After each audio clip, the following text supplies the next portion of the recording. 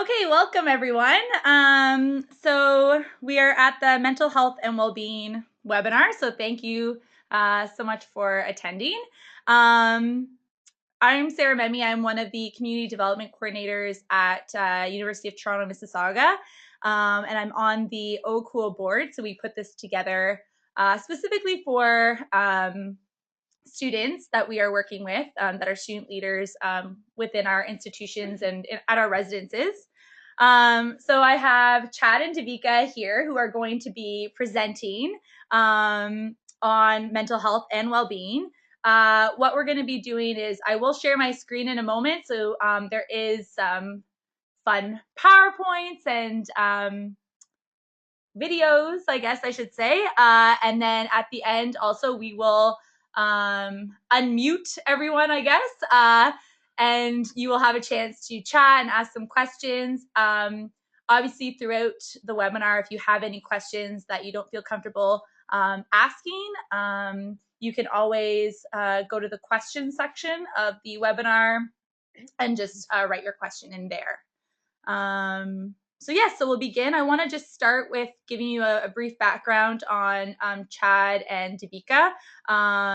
So first up, we have Chad Jankowski. Chad is currently the Health Education Coordinator at the University of Toronto, Mississauga. So he works with faculty, staff, and students to create a climate that fosters wellness and promotes student success and retention. Chad has also worked to support the transition of first-year students into the university in his previous role as Student Development Coordinator within the Division of Student Affairs and Services. So we are very lucky to have him with us. And then the next is Davika Rooney. So Davika is currently a personal counselor in the Health and Counseling Center at UTM. In her role, she provides psychotherapy to students who are struggling with psychological difficulties.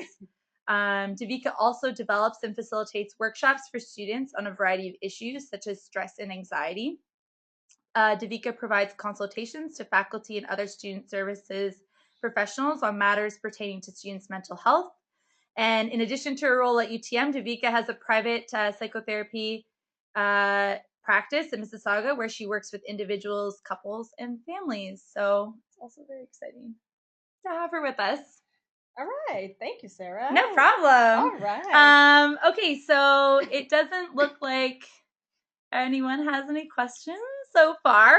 So I'm going to go ahead and show my screen, and hopefully everyone can see it. Can you see it?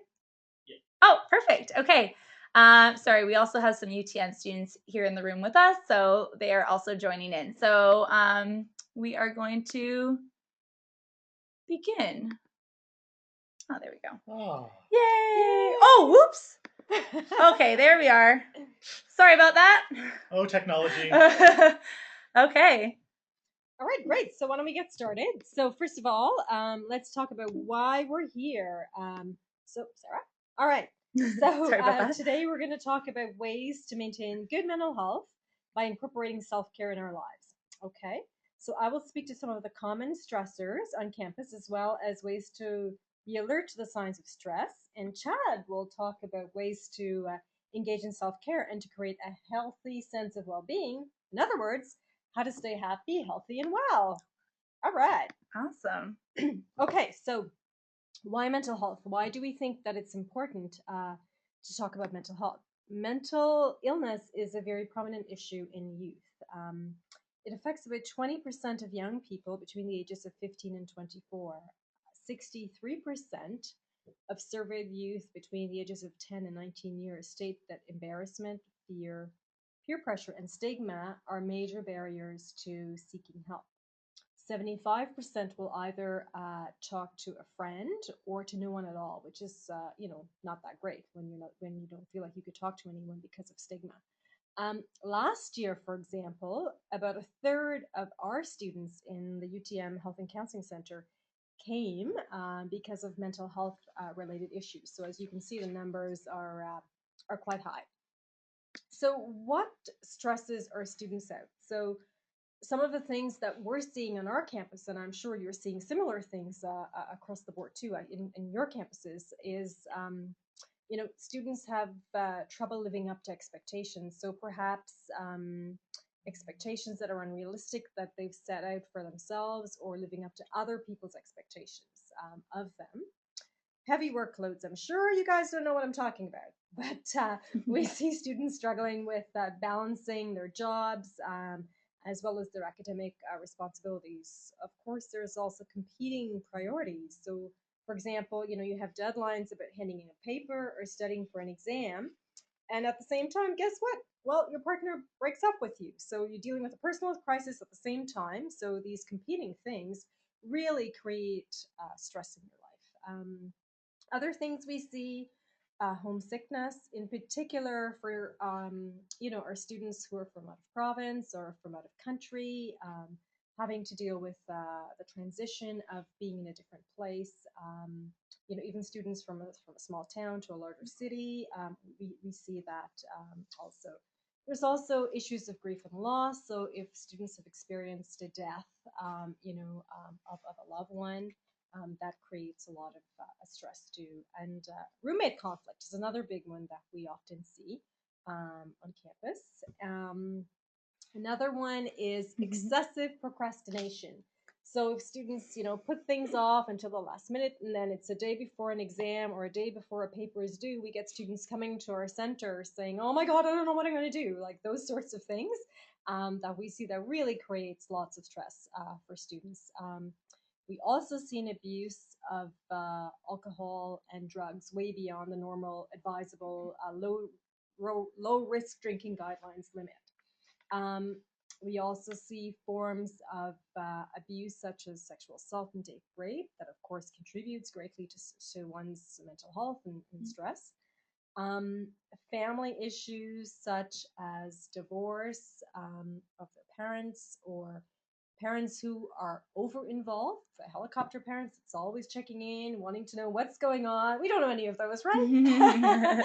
Or under involvement, parents who are just not involved, not checking in with students to see how they are. And that creates that great sense of feeling of rejection and abandonment that causes stress. Other issues are students who are coming out or transitioning, and then we also have stress related to tests and exam anxieties. Um, Finally, for residence life, Sarah, next slide. Thank you. Sorry about that. She's fired, just kidding. So for residence life staff in particular, we notice that you have an intense and very well-intentioned sort of helper attitude that results in you often caring a lot about others, to the expense of your own self-care. Often this includes an inability to set boundaries with people in your community. So you're then overwhelmed and your stress levels become quite enormous. All right, so now how about if we talk about being alert to some of the signs of stress in your life? And I've broken this down into 3 categories. So physical and behavioral stress reactions, emotional stress reactions, and cognitive stress reactions. I'm going to proceed by giving you some examples of each of these, of what you need to look for in yourself. So we're going to start with behavioral reactions.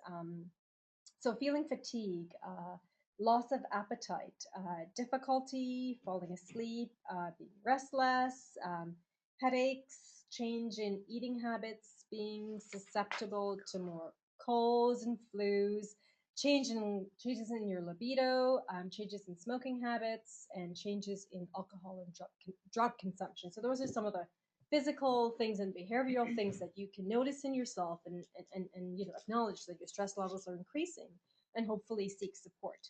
Um, Next examples I'm going to give you is around emotional stress reactions. So feeling a sense of helplessness, being overwhelmed, or feeling inadequate to perform your usual task, increased mood swings, decreased motivation, feeling burnt out, crying more frequently and more easily, isolating yourself, changes in your communication patterns with people around you.